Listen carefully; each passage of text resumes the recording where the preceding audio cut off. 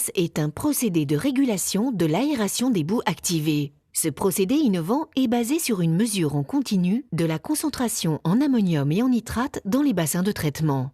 Lors de la phase d'élimination de la pollution par les bactéries naturellement présentes dans les boues, une aération prolongée est indispensable pour atteindre les paramètres de qualité des rejets en vigueur.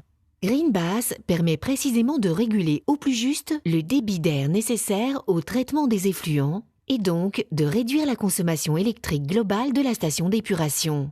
En effet, la consommation électrique est le deuxième poste de dépense d'une station d'épuration.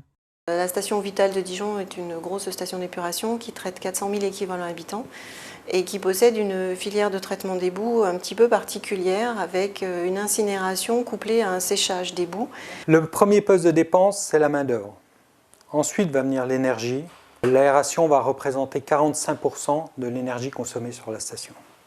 Le système complet en fait, est un programme qui pilote le temps d'aération des bassins, les séquences d'aération, donc le temps aération, non-aération, à partir des mesures qui sont faites par des sondes trempant dans les bassins d'aération.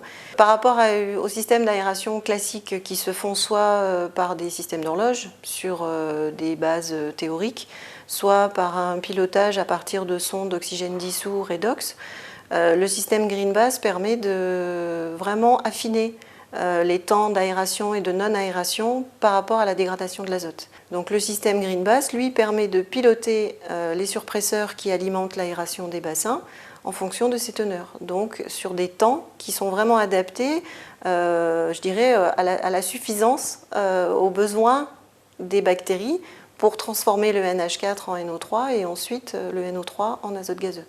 On est arrivé à des résultats d'économie d'énergie qui étaient de l'ordre de 15%.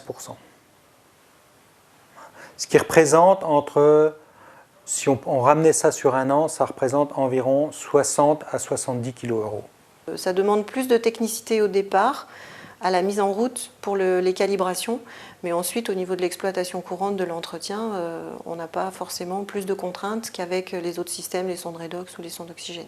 Évidemment, c'est un système qui permet de réaliser de réelles économies en pilotant sa station au plus près de ce qui se passe réellement dans les bassins.